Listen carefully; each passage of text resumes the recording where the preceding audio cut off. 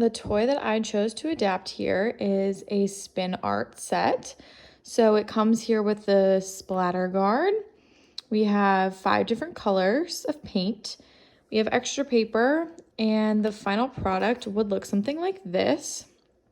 So essentially the machine, with the press of this button, if it were not adapted, would spin this thing in the center, and the participant would drop paint in the middle here, and it would spin and create something a little bit like this. The occupational areas that are supported by this activity are play, leisure, education, and social participation. And I chose something like this because my mind immediately went to peds. That's just kind of where my brain lives. And access to switch operated and or adaptive toys for children with disabilities are very expensive and super hard to find. So I wanted to do something fun like this to show how simple toys and games like this at home can be made accessible for children and used in a multitude of different ways. I will go ahead and show you the function of the switch here. So in this case, you would have to hold down the switch like this, and you go ahead and get that paper spinning, and then the client would drip the paint on the paper right there.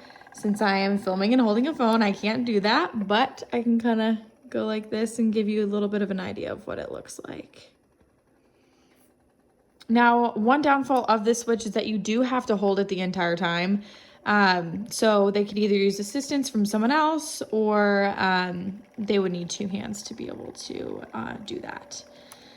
So this activity supports occupational participation and engagement by giving individuals the opportunity to feel the independence of activating their own toy on their own or own art set, independence in a play activity, age-appropriate social engagement. So this can be an activity that someone is doing with a friend, with a sibling, and kind of using that teamwork approach to complete a final product. And then it can also be used for independent leisure participation. Some adaptations that can be made to this activity for either people who are non-speaking or individuals who aren't going to have that fine motor ability to kind of go like this with the paint.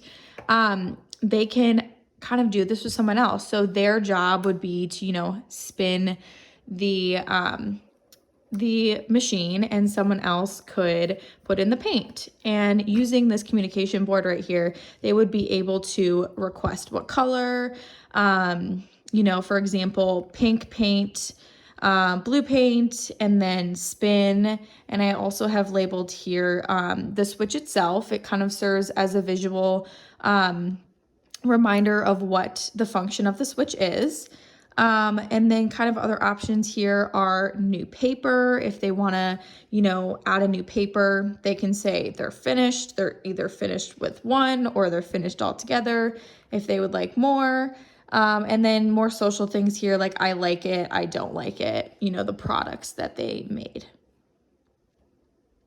And finally, 2 activities that you could use the splatter paint kit for are color identification and learning different colors and maybe how colors mix. So to kind of hit that education occupation, you could pair it with a book. And as you're reading through the book, this obviously will depend on the cognitive level of the participant as well. But as you're reading through the book, obviously the bear sees blue. You can put blue paint in.